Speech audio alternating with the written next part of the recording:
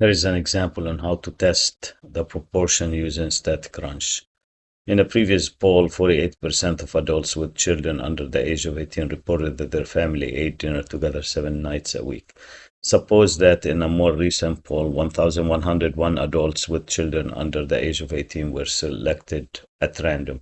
This is the sample size, which is called the number of observations. 506 of those reported that their family ate dinner together 7 days a week. This is called the number of successes, X. Is there sufficient evidence that the proportion of families with children under the age of 18 who ate dinner together has decreased?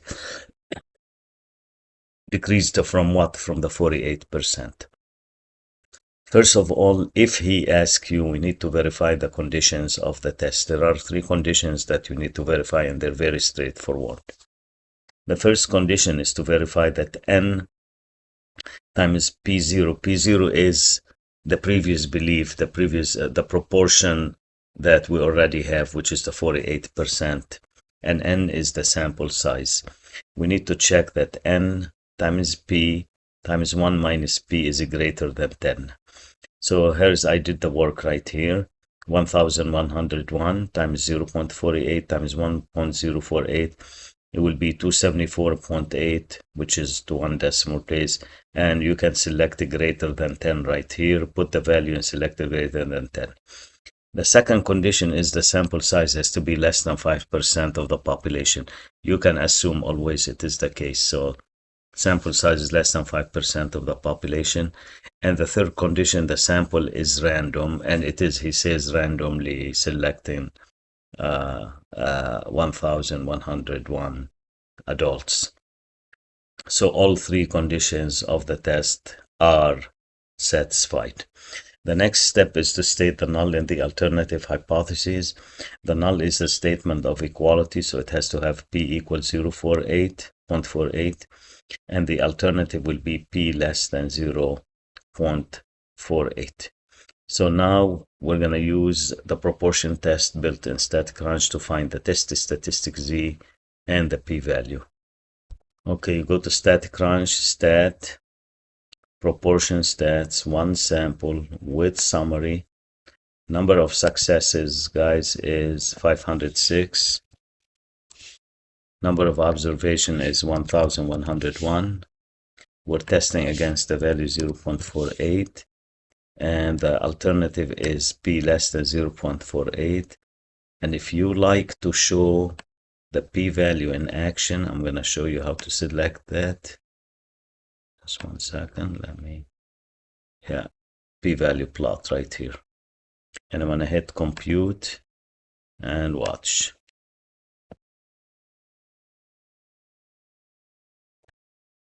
You got the test statistic, which is negative 1.36 to 2 decimal places, and the p-value is 0.0875.